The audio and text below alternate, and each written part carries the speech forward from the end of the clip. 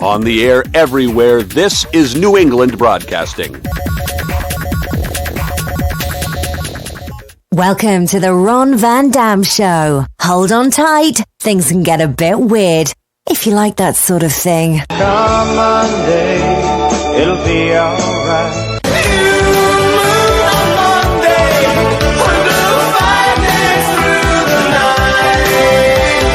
Monday morning, you sure look fine. Rainy days, Mondays always get me down. Whatever. Tell me why I don't like Mondays. Tell me why I don't like Mondays. It's just another manic Monday. Monday, so good to me. Good morning, good afternoon, good evening, good night. It's the Ron Van Dam Show. Oh, really?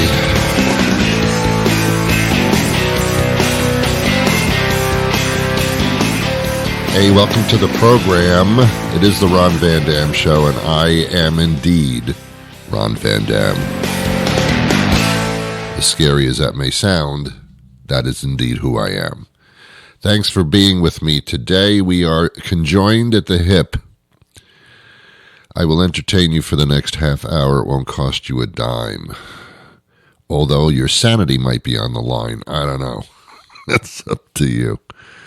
Can I get you anything? No. Okay, fine. Would you like me to drive you to the airport? No. Okay, fine. I have a great show for you today. I know what you're saying. Let's have it. What are you waiting for? I'm waiting for you. I spend half my life waiting for someone to get ready. Yeah, whether you're married or boyfriend or girlfriend or whatever, I spend half my life waiting. Are you ready yet? I had 5 minutes. 5 minutes. Car going to be late. I had 5 minutes. 5 minutes. Half my life. The other half. How are you today? I have an interesting topic that I've been pondering, and I'll tell you how this occurred. And I really need your help on this. And I'm not going to give you... Well, the email is ronvandamshow@gmail.com, but don't bother. I don't read that shit. Here's what happened. I had a craving for Chinese food, the food of the Chinese, I call it. And there's a really nice takeout place. It's not too far from my home and my abode. And I just wanted that Chinese food. I wanted to bathe in noodles. You know what I'm saying?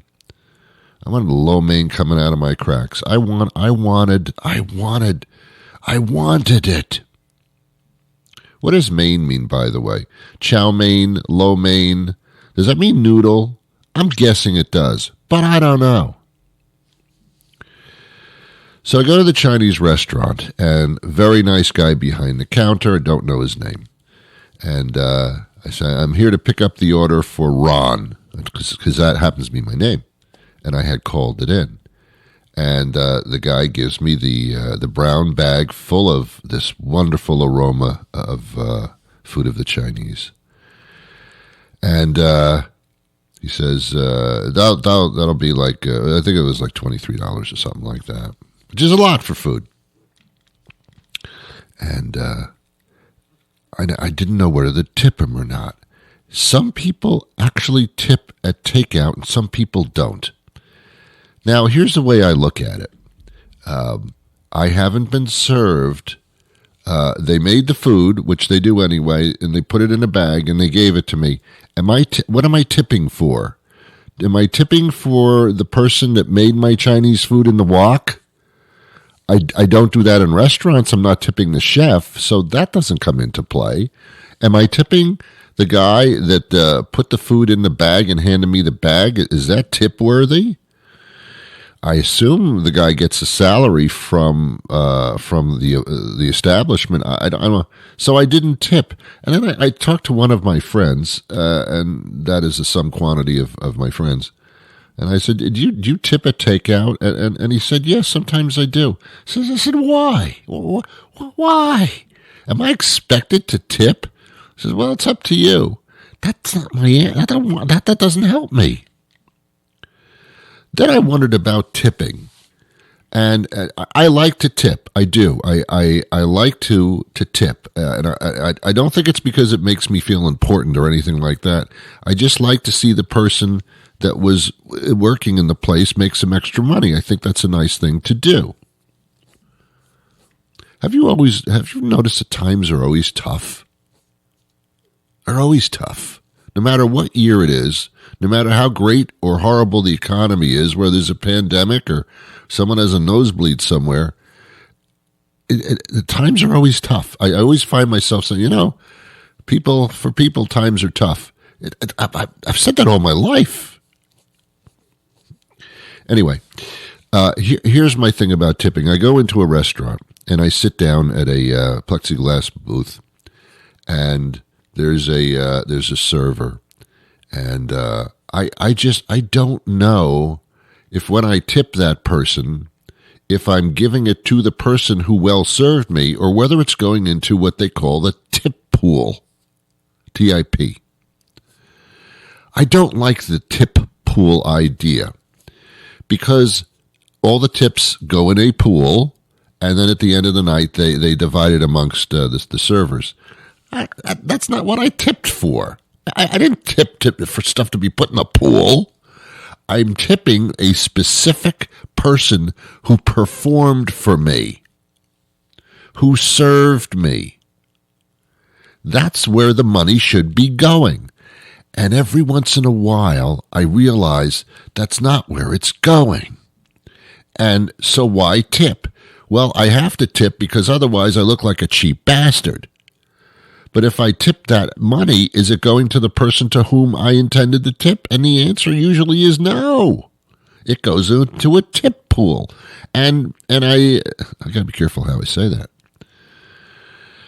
And sometimes I will ask the server, look, can I ask you a question? And the server says, no, not really. I say, well, I'm going to ask you anyway. If I tip you, when I tip you, I'm sorry, does that go into your pocket? And the answer is usually no. It goes into a general tip fund, and we all divide at the end of the night. Well, then I'm not tipping, because that's what I'm doing. That's a falsehood. You don't do that. When people tip, they're tipping an individual, not a pool. Now I don't know what to do. Now I have no idea what to do. I don't know who I'm tipping anymore. I don't know who I'm giving the money to. It's I do this, and this isn't right, but if I tip at some place where there's like a jar, I like if you go to a musical performance and there's a guitarist or something like that, and they have a little tip jar in front of them, and you walk up and you put your dollar bill or whatever it is in the tip jar, and the musician usually says thank you, and everybody just goes on their way and has their life. I have to be sure that that person whom I'm tipping sees me tipping them. Otherwise, what's the point? If I'm just going to take $1 out of my pocket and put it in a jar and nobody sees me do it, what's the point? A tip is a personal, face-to-face, here, this is for you because you did a good job for me. It's like when I go to a restaurant and use a credit card, it has the amount, and under that, the tip. And I fill that in, and I'm usually generous about it. But I want to see the person whom I'm tipping. I want to see their reaction. I want to see, oh, Mr. Van Dam, you are wonderful. What's the point of tipping if you can't enjoy the expression on the face of the person you're tipping? Seriously. I have a problem also with the United States Post Office in the sense that around Christmas time, I'll say the holiday word, around Christmas time, I want to tip my post person. Happens to be a lady. I have a female postal worker. Fine, whatever. But she's really good at it. Before that, I had a different postal worker who happened to be a male, and I think my mail was ending up in Siberia or something because the neighbors were getting my mail and I was getting the neighbor's mail, and I thought, a postal worker who delivers mail, all I really want you to do is deliver it to the right place. I'm not looking for anything else from you. Deliver the mail to the right place. That's it. It's your job. So this female postal deliverer, I don't know if that's the technical name for it, she's always getting the mail to me properly. It's always wrapped up nicely. I happen to have a dog. She puts a little dog biscuit in there every day that she delivers. She's just excellent. She's excellent. She makes life wonderful.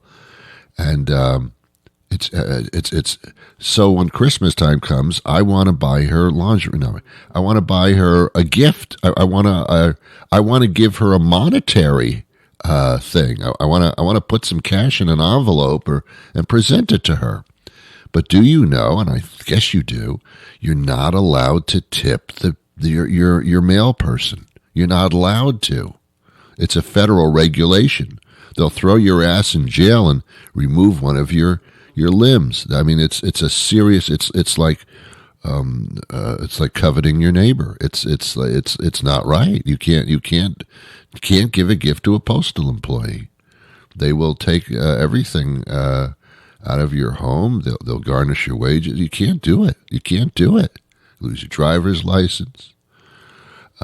You have to give up your firstborn, which for many people, that's acceptable. You can't tip your postal employee, your mail carrier. You can't do it. What you can do is you can give them a box of candy. I don't know why that's okay. But seriously, look it up online on your little your little line thing, your little line machine there, your computer phone of things, your wireless spineless little device. Look it up. There are rules and regulations as to what the public can gift to a postal carrier or not, and that's it. You can't give them cash. You can't give them money. You can't tip them. And that bothers me because that's the one person I really want to tip. Tipping is weird. Tipping's weird. You can always, I judge people by how much they tip. Cheap people that don't tip very much, either they don't have any money to tip with, they just have enough to pay the bill, and I get it because times are tough. They always are, as I said. The people that are generous and understand the plight of a server realize that tipping is a very important thing to them.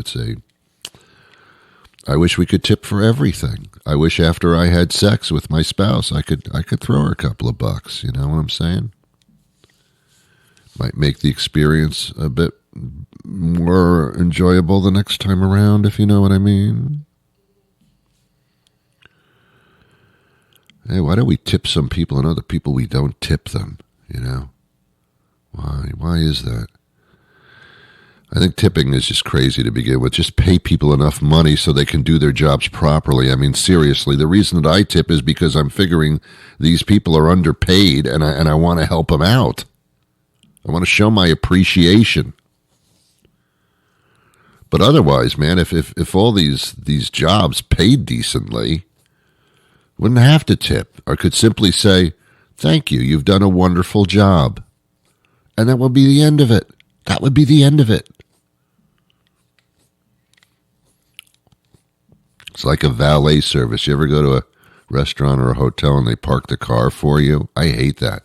I hate valet services. The word isn't even spelled correctly. It's valet. But we say valet because I think it's a French thing. I give the keys to my car to a person I don't know who's standing in front of a hotel dressed in a little uniform. My assumption is they work for the hotel. I don't know. I'm not checking out any licenses or anything like that. I mean, I'm giving the keys of my car to a kid or a person. They jump in the car and they drive away in my car, and I'm supposed to feel perfectly comfortable. Well, I don't. It freaks me out. I can't stand it. There was a word, valet parking. Oh shit, I hate valet parking. See that kid over there with all the pimples? Looks like he's not old enough to drink or probably never had sex in his life. Give him the keys to your car and watch him drive off. I don't like that. I don't like the concept. I just don't. I mean, do you ever see how they park these cars and drive? They take your car and they floor it and they park it in a space somewhere in Cuba. I mean, they can't even get out of the car themselves. They have to climb through the roof window. I mean, like, what are you doing with my car? I spend my whole life being so careful not to park next to other people in supermarket parking lots and stuff and at malls.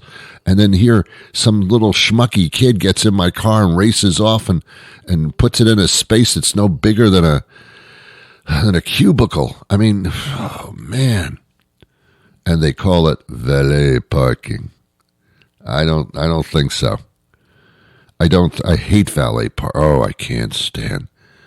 People say, Ron, why don't you just do the valet parking? They take care of everything. It's free. It's usually free. No, but you don't understand. They take their sweaty little asses and they put them in my driver's seat. And then they speed off in my car and I don't know where they're going. I don't know how far away where's the space they're putting my car in? If there's a space for my car, why can't I drive it into the space? Why is a sweaty little ass-driven idiot getting in my... I mean, not that they're an idiot, really. I shouldn't say that they're all idiots. Just half of them. And it's the sight of seeing my car just drive away from me after I've willingly given somebody the keys. It's just, whoa. This doesn't make sense. It just doesn't make sense.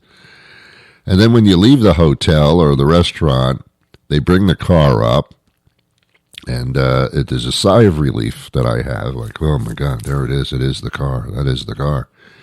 And I get in my car, but I'm supposed to tip the person that brought me the car. It's not the same person that parked my car and drove away in it. It's a different person who's driven the car to me. I tip the person. And I'll tell you something. It goes in a tip pool. So my bottom line to all of this, who do you tip, who do you not tip? And I hate tip pools, and I hate valet parking. And I'm not full of hate. It's just I've just brought up those two issues that I dislike greatly.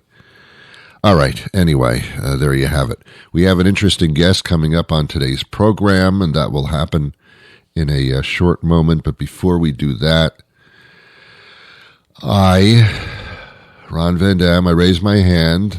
One hand is in the air, and the other one is on a Bible. And apparently, because I do that, I'm telling the truth. Let me tell you something. Raising my hand in the air does not validate me as telling the truth. I don't know what this hand in the air thing is. I mean, what the hell is that action? And the other one is, I got my hand on a Bible. And what? How did a Bible become a legal truth machine? I mean, do you swear to tell the truth and put your other hand on the Bible as I swear you in? Look, I got to tell you something. I've never read the Bible cover to cover. Don't have the time. Not too interested in the story. What are we doing here? What are we doing? What kind of odd ritual are we performing here? Are we going to take a severed duck head and swing it around in the air? And is that going to be the omen of truth? And I mean, what are we doing here? What are we doing? Is it going to start raining because I'm doing this? What are we doing here? What kind of ritual are we performing? Do you swear to tell the whole truth, nothing but the truth? So help you God? Whatever. I mean, whatever your pleasure is. I swear. I mean, and what are the consequences, by the way? Well, that would be perjury. All right, that's something we can talk about. But putting my hand in the air and swearing, that's going to go nowhere. I'm telling you right now, that's going nowhere. I'll be fibbing like you wouldn't believe because I don't happen to believe in your ritual, your pagan witchcraft thing here. And by the way, do you tip the person that swears you in? I'm not sure. You know who you can't tip? You cannot tip a police officer. I've learned that. You know, officer, I'm looking for Depot Street, 27 Depot Street. Can you help me out? Yeah, that'll go down the street, take a right at the end of this street. That's River Street, and you go about 3 blocks, and that'll intersect Depot Street. Well, thank you very much, officer. Here's a little something for your trouble. What are you doing? I was like, he's a 20. Thank you very much. I'm tipping you. You can't tip me. I'm a police officer. With a strange voice, yes. What are you bribing me? How did a tip turn into a bribe? I'm telling you, I go into a lot of restaurants and I tip the server and the server doesn't say, what is this, a bribe? What is this? What, am I supposed to follow you home and have sex with you? What the hell are you doing here? Are you soliciting me? No, they don't. They take the tip gladly. Police officers, for some reason, don't want the money. I don't know. I don't know. All right, ladies and gentlemen, guest joins me at this point. Here we go. Dr. Neal Jain joins us now. He's an allergist in Phoenix, Arizona. And we're talking about the results of a national survey. Thanks for being with us today, Doctor. Oh, it's my pleasure. Thanks for having me. So what was the national survey about and what were the results? Yeah, so the survey was done in conjunction with a company called Optinose, and it was really trying to get at the root of people's nasal congestion. May is Allergy Awareness Month, and people are thinking about allergies right now.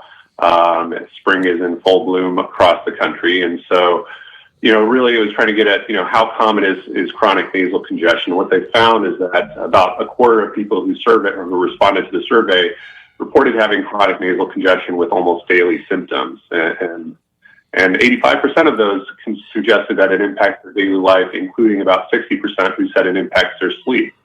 And so it's a major problem for many Americans. Does this get into the category of snoring as a result?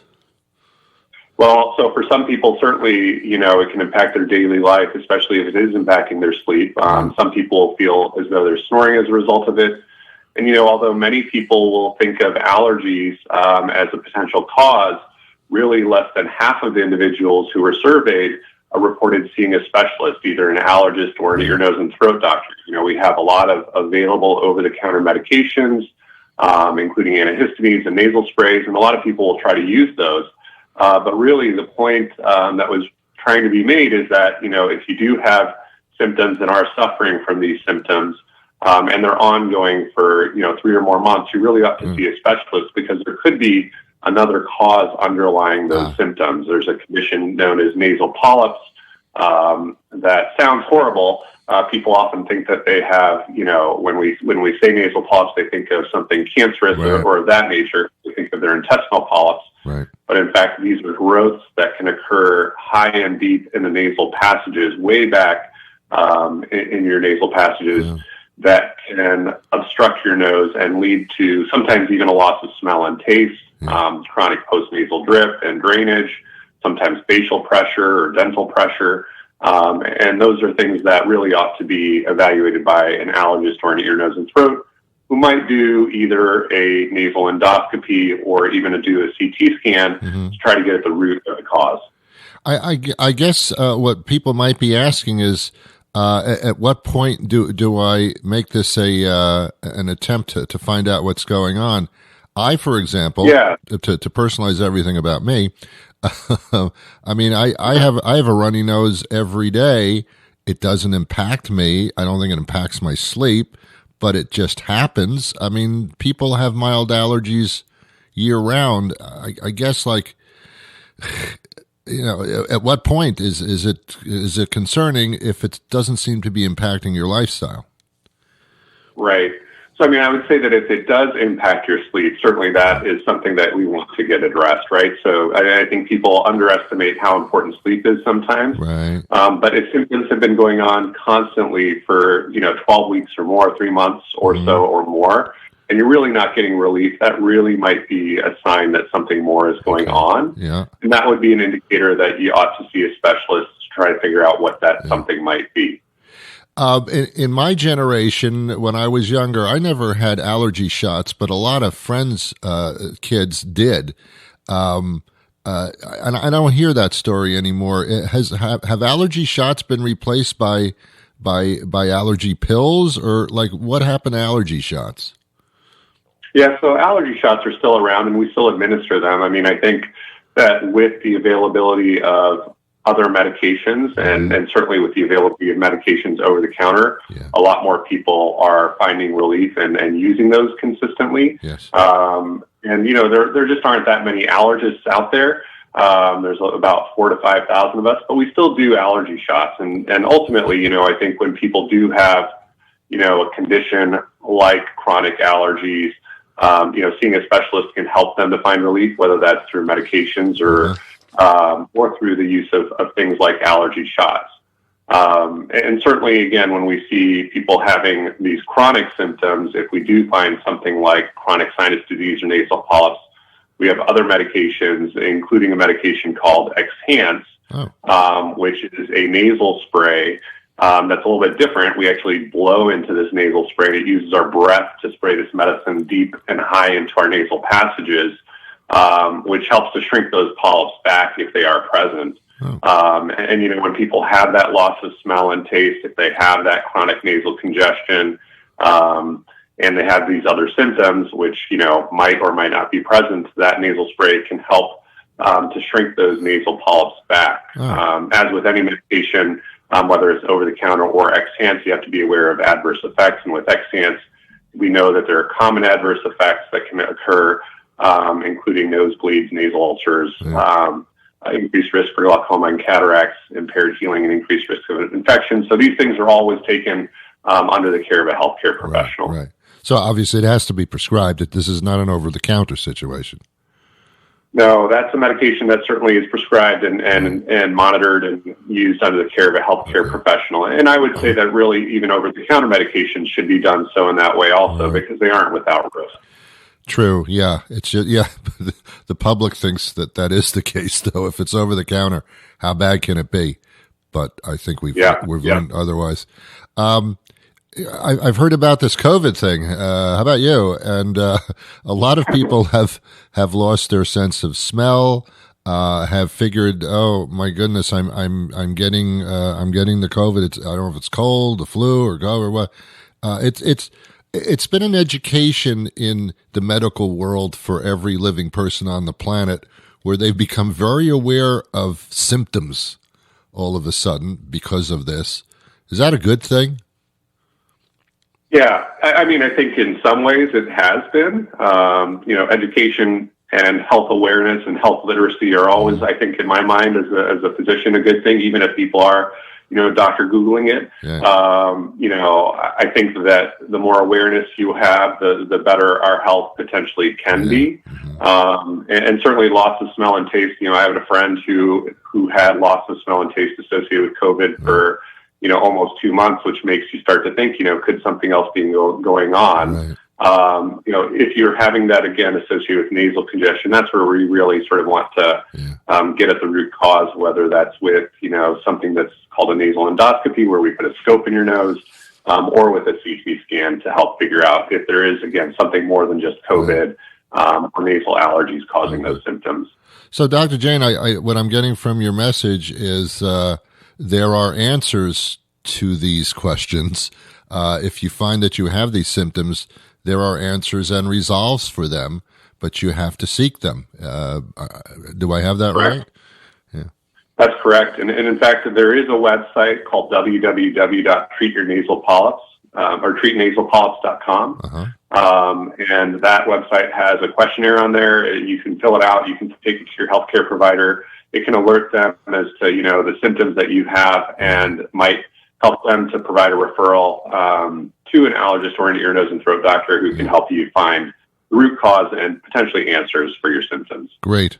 I'm going to ask you one more question before we leave as far as the survey is concerned. Have you found, or would you know, if there are more Americans suffering from nasal symptoms than there were before, or is it just that we didn't do surveys like this?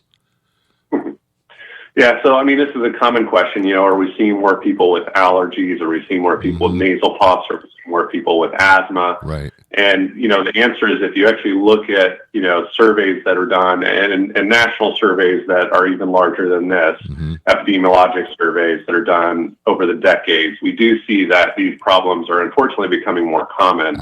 And the question is then, well, why?